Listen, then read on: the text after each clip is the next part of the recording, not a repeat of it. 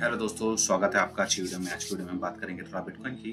Market के क्या हालात चल रहे हैं, क्या होना है मार्केट में अब, और क्या क्या हो सकता है आने वाले टाइम में मार्केट में, क्या रुख देखा जा सकता है, उसके ऊपर हम बात करेंगे। और हल्की फुल्की न्यूज़ और वजीरेक्स की अपडेशन के बारे में बात करेंगे कि वजीरेक्स की क्या नई अपडेट निकल के मार्केट में आई है। तो अभी आप देखिए मार्केट का सेंटीमेंट बिल्कुल बोरिंग सा हो गया, साइडवेज जा रही है मार्केट पूरी की पूरी। अगर आप देखेंगे ये 4 आवर्स का टाइम फ्रेम है, इसके अंदर प्राइस ऊपर नीचे मतलब टोटली 4 आवर्स में क्या वनडे में चलते हैं।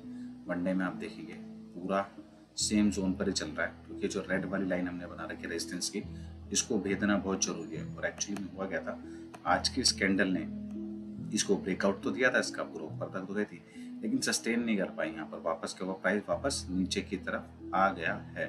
तो बस यही डिपेंड करता है कि प्राइस ये जो ब्लू वाली लाइन है फिबोनाची की, इसे 57,500 से ज़्यादा नीचे ना जाए, क्योंकि देखिए इस कैंडल में नीचे गया भी था लेकिन वापस ऊपर आ गया था। तो अभी यही चल रहा है, मार्केट बिल्कुल बोरिंग है, साइडवेज है, क्योंकि हमें देखना है ये जो हमारा असेंडिंग डाउन ट्रेंड पैटर्न चल रहा है ये वाला, इसका ब्रेकआउट होना बहुत ज़रूरी है अगर हम वापस बुलिश मोमेंटम में जाना चाहते हैं, जो कि देखते हैं कब आता है। वैसे होना तो ये चाहिए कि जो अब अपना आना है अक्टूबर नवंबर दिसंबर की Q4 मोस्टली देखा गया है, बुलिश मोमेंटम देखा गया मार्केट के अंदर। लेकिन इसके साथ साथ ये भी है कि ब्रिटिश का जो डोमिनेंस है वो थोड़ा नीचे आ रहा है, जिसकी वजह से क्या है कि ऑल्ट कॉइन के अंदर हम थोड़ा सा वो देख सकते हैं। लेकिन अभी क्या है, अच्छा इस कैंडल के अंदर क्या है, बिटकॉइन का डोमिनेंस भी ऊपर जाने लगा वापस, क्योंकि बहुत जरूरी है। अगर बिटकॉइन का डोमिनेंस नीचे आएगा, जितना बिटकॉइन का डोमिनेंस नीचे आएगा उतना ऑल्ट्स के अंदर हमें अच्छी रिकवरी देखने को मिलेगी। तो साथ के साथ हम जरा देख लेते हैं एक बार बिटकॉइन रिटर्न्स की जो हिस्ट्री है, मैंने खोल रखा है चार्ट। इस पर अगर मैं हम गौर करते हैं, अगर हम देखेंगे यहाँ पर साइड में आपका ईयर्स हैं सारे 2013, 14, 15, लेफ्ट हैंड साइड पे स्क्रीन पे 16, 17, 18, 19, और इसमें आप देखेंगे मोस्टली सारे मंथ दिए, जनवरी, फरवरी, मार्च, अप्रैल, मई, जून, जुलाई। तो इसमें दिखाया है कि ईयर वाइज और पर मंथ कौन से ईयर में के कौन से मंथ के अंदर बिटकॉइन का रिटर्न कैसा रहा है। तो इसमें आप देखेंगे मोस्टली सितंबर अभी चल रहा है, और सॉरी अगस्त अभी चल रहा है, अभी अगस्त खत्म नहीं हुआ है। अगस्त के बाद आएगा अपना सितंबर। तो अगस्त में अगर आप मोस्टली देखेंगे तो सारा मोमेंटम रेडिश रहा है, और उस हिसाब से देखेंगे तो अभी जो चल रहा है मार्केट में -7.54% का डाउन चल रहा है। अब देखना है अगला मंथ भी सितंबर है, सितंबर भी मोस्टली क्या है, रेड मूवमेंट है। तो आपको क्या लगता है कि कमेंट करके थोड़ा कमेंट बॉक्स में बताइएगा जरूर कि आपका क्या मानना है कि सितंबर ही आपका रेड बॉक्स में जाएगा, या फिर कुछ परसेंट का हमें यहाँ पर इम्प्रूवमेंट या गेन देखने को मिल सकता है कि सितंबर हमारा ग्रीन में क्लोज होगा या रेड में। मैं ज़रूर चाहूँगा जानना, जो लोग वीडियो देखते हैं, कि क्या कमेंट देते हैं वो हमारे कमेंट बॉक्स के अंदर। क्योंकि अगर आप अक्टूबर नवंबर दिसंबर देंगे मोस्टली, क्योंकि बियर साइकिल को छोड़ के मोस्टली देखेंगे ज़्यादातर का टाइम, अक्टूबर तो आप मोस्टली देखेंगे सारा बुलिश ही गया है। नवंबर भी अगर आप कंपेयर करेंगे ये बियर को छोड़ कर अब बुल रन चालू हो रहा है, तो यहाँ पर क्या है, मेरे हिसाब से नवंबर दिसंबर भी एक पूरा ग्रीन स्टोन में जाना चाहिए। इससे क्या है कि आपको थोड़ा मार्केट में आइडिया मिलता है, आपका जो पेशेंस लेवल है उस पर आप थोड़ा कंट्रोल कर पाते हैं। क्योंकि हर बार ऐसा होता है, आप सोचते हैं कि 74,000 बिटकॉइन गया तो आप में एक पॉजिटिविटी जागती है, और कहीं ना कहीं फिर जब मार्केट में थोड़ा सा डाउन आता है और आप एकदम से देखते हैं कि बिटकॉइन का प्राइस बूम करके नीचे की तरफ आ गया, तो आप थोड़ा सा आप इम्पेशेंट हो जाते हैं, आपको घबराहट होने लगती है, बहुत से लोग हिचकिचाते हैं, डरने लगते हैं मार्केट में, अरे क्या हो रहा है, अच्छा खासा यहाँ ऊपर टॉप पे गया था, और फिर दोबारा ऐसी कैंडल्स देख के सोचते हैं मार्केट में क्या हो रहा है। लेकिन भी पेशेंट देखे, कहते हैं ना सब्र का फल मीठा होता है, तो मार्केट में बस सब्र ही दिखाना आपको बहुत ज़्यादा जरूरी है। तो पॉजिटिव रहिए, जैसे मैं पॉजिटिव हूँ, मैं चाहता हूँ मेरी ऑर्डर्स भी पॉजिटिव रहे, और जल्दी ये प्राइस आप देखेंगे इस चैनल को तोड़ के जो हमने बना रखा है, डाउन ट्रेंड चल रहा है, क्योंकि ये लोअर लो बनाता जा रहा है, इसको जरूर ब्रेकआउट करके ऊपर अपना एक नया हाई जरूर बनाएगा। चलिए थोड़ी सी न्यूज़ है उसे भी हम कवर कर लेते हैं। दुबई से एक बहुत अच्छी न्यूज़ निकल के आई। दुबई में क्या है कि दुबई के कोर्ट ने रिकॉग्नाइज किया है क्रिप्टो को कि एज अ सैलरी पेमेंट इसको यूज़ किया जा सकता है, किया जा सकता है, मतलब ऐसा कहा है वहाँ की अथॉरिटी ने इस चीज़ की वो करी है, पुष्टि करी है। क्योंकि कोई वहाँ का पर्सन था जिसकी सैलरी कैश होता है, उसको क्रिप्टो करेंसी में सैलरी दी जा सकती है, ऐसा कि उन्होंने ऐसा कहा है। तो उन्होंने केस वेस डाला हुआ सैलरी पेमेंट के ऑप्शन के ऊपर कोई ना कोई, तो उन्होंने कहा कि क्रिप्टो में भी उसको सैलरी पे की जा सकती है। तो बहुत बड़ी बात है, हमारे देश में तो चीज़ की बात नहीं चल रही, और वहाँ पर क्या है कि बातें हो रही है कि सैलरी भी मतलब क्रिप्टो में दी जा सकती है अथॉरिटी, दुबई की अथॉरिटीज़ ये बात करनी है, वहाँ का कानून ऐसी बात कर रहा है। बहुत अच्छी पॉजिटिव न्यूज़ है। दूसरा है, आपको ये न्यूज़ के बारे में पता नहीं, अभी आपको कहीं से कहीं और से मिली नहीं मिली, एक मैन अरेस्ट किया गया है ईडी के द्वारा जिसका नाम है भट्ट। इस बंदे ने एक्सटॉर्शन किया था, मतलब कि इसे ये केस है पुराना। इसने 2 बंदों को पकड़ा था, 2 लोगों को किडनैप किया था और उनका एक्सटॉर्शन किया था। उसने इसमें क्रिप्टो मांगी थी, क्रिप्टो एक्सटॉर्शन हुआ था। ये 1232.5 करोड़ की क्रिप्टो का एक्सटॉर्शन था ये, और इसको ईडी ने अब धर लिया है। इन्फॉर्मेंस ईडी ने अहमदाबाद जोन में इसको बंदे को अरेस्ट किया है और इसके ऊपर मनी लॉन्ड्रिंग एक्ट और 420 और भी बहुत सारे क्राइम के केसेस पे लगाए हैं। इसका नाम है शैलेश बाहुबल भट्ट। इसने 2 बंदों को अरेस्ट किया था 13 अगस्त, यानी ये देखिए, ये केस था 2017-18 का। बिटकॉइन में इन्वेस्ट करा था जिन लोगों ने, उन लोगों को इन्होंने कुछ अगवा करके इनसे किडनैपिंग की रकम मांगी थी। तो देखिए क्या क्या हो रहा है देश के अंदर। क्रिप्टो का ऐसे लोगों की वजह से क्रिप्टो थोड़ी सी बदनाम हो जाती है, लेकिन पुलिस ने, वो कहते हैं ना, कोई कानून के हाथ लंबे होते हैं, तो पुलिस ने क्या किया, उसको दादा पहुँचाए। तो अब कुछ नहीं, अब देखते हैं जो भी एक्सटॉर्शन हुआ है 1232 करोड़ का, इसका कुछ केस पे चलेगा और जो भी पैसा इसके पास अभी बचा है या इसने इससे भी ऊपर उसको प्रॉफिट बना लिया है, उसकी रिकवरी होगी और दोनों लोगों को दिया जाएगा जो भी होगा। वैसे बंदा अरेस्ट में, अच्छी बात है, ऐसे लोगों के साथ ऐसी होनी चाहिए। तो नेक्स्ट न्यूज़ कवर करते हैं जल्दी से। नेक्स्ट न्यूज़ है कार्डानो की। कार्डानो के फाउंडर ने लॉन्च किया है $1 मिलियन का चैलेंज टू एडा कम्युनिटी डिटेल्स। यानी क्या हुआ है, चार्ल्स होकिंसन जो फाउंडर हैं कार्डानो के, तो उन्होंने क्या किया है, एक नया सिक्योरिटी फीचर्स ऐड किया है, क्योंकि तो उन्होंने इसके लिए बाउंटी क्या कहेंगे, मतलब हाँ, एक चैलेंज रखा है, एक कंपटीशन रखा है हैकर्स के लिए कि उनको करना क्या है कि जो उनका नया सिक्योरिटी फेस है यहाँ पर है, उनका जो वॉलेट है कार्डानो वेब3 का less wallet, less paper wallet, उसको हैक करने का चैलेंज है।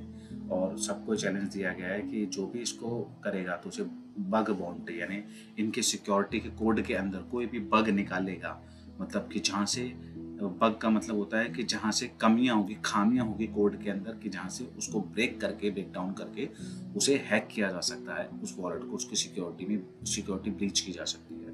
तो उसके लिए उन्होंने क्या किया, $1 मिलियन का चैलेंज रखा है कि जो भी ऐसा करेगा तो उसको $1 मिलियन मिलेगा। बहुत बड़ी बात है कि $1 मिलियन USDM उसको मिलेगा, तो अच्छी बात है। इससे कहीं ना कहीं अच्छी बात है कि ऐसे फाउंडर्स होते हैं, ऐसे जो ब्लॉकचेन्स होती है, एल्बम ब्लॉकचेन्स, उसकी सिक्योरिटीज़ के ऊपर ऐसी बाउंड्रीज रखी जाती है, तो बहुत से लोग पार्टिसिपेट करते हैं और देखा जाता है कि भैया वाकई में उस प्रोजेक्ट में कितना दम है, उस एल्बम ब्लॉकचेन में कितना दम है। तो ये बहुत अच्छी बात है। कार्डानो तो वैसे भी मुझे लगता है कि ये बहुत तगड़ा प्रोजेक्ट है मेरे हिसाब से, और आने वाले टाइम में देखते हैं। भी इनका हाइड्रा है जो कि TPS ट्रांजेक्शन पर सेकेंड, इन्होंने कहा है कि मिलियंस में जाएगी, क्योंकि उन्होंने कुछ उसके अंदर मल्टी हेड्स की कुछ टेक्नोलॉजी का उसमें यूज़ किया गया है, और वो अभी इसमें मतलब चालू कर दिया उन्होंने। कोई गेम भी, हाइड्रा गेम है कोई पुराना, मतलब USA में खेला जाता होगा हाइड्रा गेम, तो उसको भी रन करा है उसके ऊपर, और उसके अंदर देखा गया उसके अंदर कोई भी लैकिंग, कोई भी हैंगिंग, किसी तरीके का कोई इशू नहीं आया। तो ये बहुत अच्छी बात है कार्डानो के लिए। अगर ऐसा हुआ तो, अगर हुआ और VC जो है, वेंचर कैपिटल्स जो बड़े बड़े होते हैं, वो उसमें अगर इंटरेस्ट दिखाते हैं, तो आने वाले टाइम में कार्डानो बहुत बूम कर सकता है, और बहुत डॉलर, मैंने $50-100 से ऊपर जा सकता है प्रोजेक्ट। और ब्लैक रॉक का bitcoin ETF, it's another historic milestone. क्योंकि क्या है भैया, लोग तो डर के मारे चार्ट देखते हैं कि प्राइस नीचे जा रहा है, बेच देते हैं।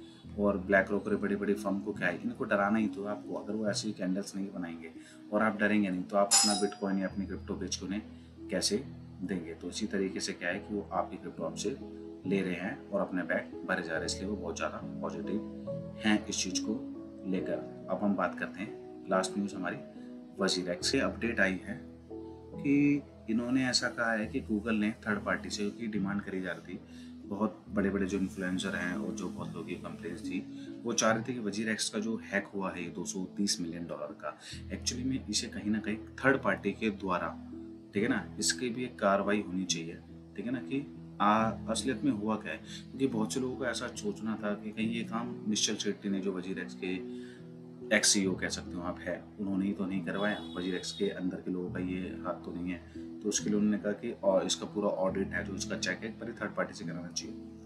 तो WZirX ने क्या किया, गूगल की एक सब्सिडरी कंपनी है मैंडेट, उससे वजीरेक्स ने वजीरेक्स से लैपटॉप को चेक कराए हैं कि क्या उनके लैपटॉप या उनकी तरफ से किसी तरीके का कोई भी सिक्योरिटी ब्रीच हुआ है, कॉम्प्रोमाइज़ हुआ है, जिसकी वजह से साइबर अटैकर को मौका मिला है ये फंड को हैक करने का। तो मैंडेट ने उनको जो तीनों लैपटॉप थे, ठीक है, उनके लैपटॉप पे पूरा चेक किया है, तो उनकी तरफ से कंफर्म हुआ है कि वजीरेक्स के जो टीम के जो मेंबर्स के पास जो लैपटॉप थे उनके अंदर ऐसा कोई भी सिक्योरिटी ब्रीच नहीं हुआ है, मतलब वो कॉम्प्रोमाइज़ नहीं हुआ है एक्चुअली में।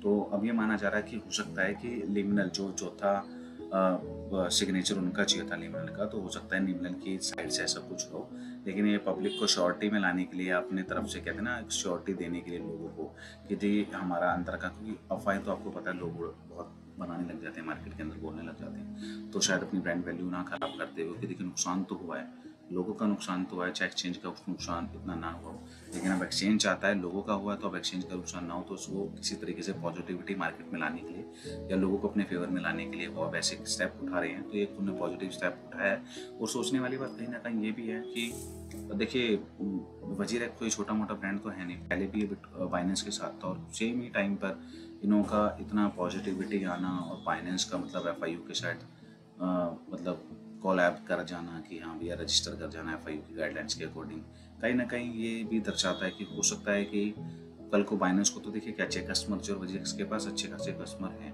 ठीक है ना, और फैसिलिटी भी ज़्यादा है, तो बहुत से लोग करते गए। अगर प्लेटफॉर्म वही दोबारा जो पहले था, क्या था कि वजीरेक्स से आप अपना फ्री में ट्रांसफ़र कर सकते हैं असेट कहाँ पर, बाइनेंस पर, तो उससे बहुत से लोगों को बेनिफिट क्या भी मिलता है कि वो वहाँ पर ट्रेड करके यहाँ शिफ्ट कर सकते हैं। लेकिन हाँ बस अब जो इसमें माइनस का पॉइंट रहेगा वो ये रहेगा कि अब वो बाइनेंस भी एफआईयू के साथ मतलब कॉम्प्लाइंट हो गया है पूरा का पूरा, तो अब उस पर भी अगर आप ट्रेड करेंगे तो आपको 30% का टैक्स और 1% का डीटीएस तो आपको वहाँ पर भी पे करना पड़ेगा। पहले ऐसा नहीं था, तो लोग क्या करते थे बाइनेंस में जाकर अपना आराम से ट्रेड ले लेते थे ताकि गवर्नमेंट को ना पता लगे। लेकिन देखते आने वाले टाइम पे होता गया वजीरेक्स को कैसे टैकल करता है। हमारा तो ये मानना है कि जो हुआ जो होना था सो हो गया, तो जल्दी से निश्चल शेट्टी को इसको कवर करना चाहिए सारी चीज़ों को, और आईएनआर विड्रॉल भी चालू कर देना चाहिए, क्योंकि जिनका नुकसान क्रिप्टो में एटलीस्ट जिनका आईएनआर फंड पड़ा है वो तो लोग अपना यूटिलाइज कर सके, वो तो ट्रेड ले सके। बहुत से लोगों की कंप्लेन है जिनको भी अब पैसे की नीड है, कोई हॉस्पिटलाइज है, किसी को अपना इलाज कराना है, किसी की जॉब चली गई है, तो काफ़ी सारी चीज़ें ऐसी हैं जिसके अंदर क्या है कि लोगों को पैसा चाहिए। तो इसलिए क्या है कि वजीरेक्स को जल्दी से सोल्यूशन लेकर आने चाहिए अगर मार्केट में अच्छी अपना स्टेबिलिटी बना के रखनी है। तो दोस्तों ये थी आज की वीडियो, आशा करता हूँ आपको हमारी वीडियो पसंद आती होगी। अगर आपको हमारी वीडियो पसंद आती है तो इसको ज़्यादा से लाइक कीजिए, कमेंट कीजिए और हमारे पूछे जाने वाले क्वेश्चन का आंसर जरूर दीजिएगा। आपका दिन शुभ रहे।